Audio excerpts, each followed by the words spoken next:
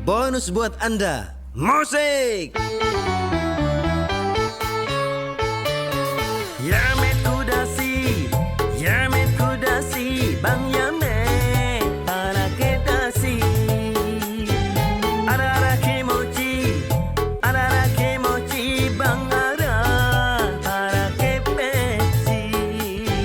Bararau Tanah, Bararau.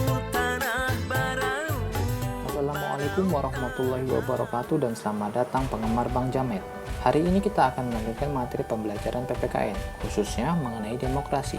Pada pelajaran sebelumnya, kalian sudah mengetahui tentang klasifikasi dan prinsip demokrasi. Pada pertemuan kali ini, kita akan membahas mengenai bagian B, dinamika penerapan demokrasi Pancasila.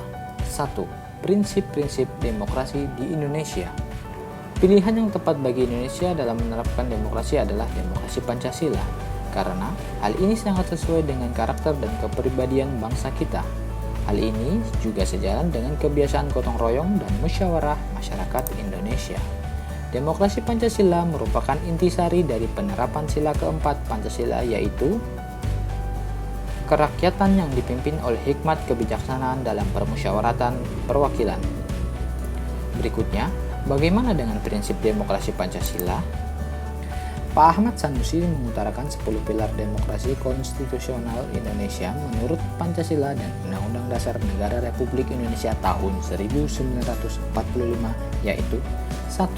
Demokrasi yang berketuhanan yang Maha Esa. Seluk-beluk penyelenggaraan negara haruslah berdasarkan pada kaidah ketuhanan yang Maha Esa. 2. Demokrasi dengan kecerdasan. Penyelenggaraan demokrasi bukan semata mengandalkan kekuatan otot belaka, justru lebih mengandalkan kecerdasan rohaniah, akliyah, dan kecerdasan emosional. 3. Demokrasi yang berkedaulatan rakyat secara prinsip. Rakyatlah yang memiliki atau memegang kedaulatan. Dalam batas-batas tertentu, kedaulatan rakyat itu dipercayakan kepada wakil-wakil rakyat di MPR, DPRD, dan DPR. 4. Demokrasi dengan rule of law mempunyai 4 makna penting. Yang pertama, kekuasaan negara harus melindungi kebenaran hukum. 2. Demokrasi memberikan keadilan hukum. 3. Kekuasaan negara menjamin kepastian hukum. Dan yang keempat, kekuasaan negara mengembangkan manfaat atau kepentingan hukum. Poin kelima, demokrasi dengan pemisahan kekuasaan negara. Demokrasi menurut Undang-Undang Dasar Negara Republik Indonesia tahun 1945 mengenal semacam pembagian dan pemisahan kekuasaan dengan sistem pengawasan dan perimbangan. 6. Demokrasi dengan hak asasi manusia.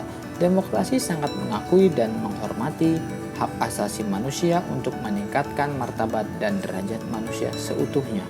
7.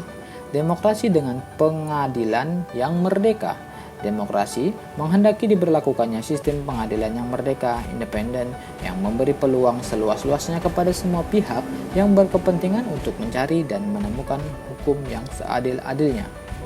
8. Demokrasi dengan otonomi daerah. Dengan peraturan pemerintah, daerah otonom itu dibangun dan disiapkan untuk mengatur dan menyelenggarakan urusan pemerintahan sebagai urusan rumah tangganya sendiri yang diserahkan oleh pemerintah pusat kepada pemerintah daerah. 9. Demokrasi dengan kemakmuran. Inti dari penerapan demokrasi ini tentu saja adanya kemakmuran dan kesejahteraan yang dapat rakyat nikmati. Demokrasi diharapkan mampu memudahkan cita-cita mulia itu agar dapat tercapai. 10. Demokrasi yang berkeadilan sosial.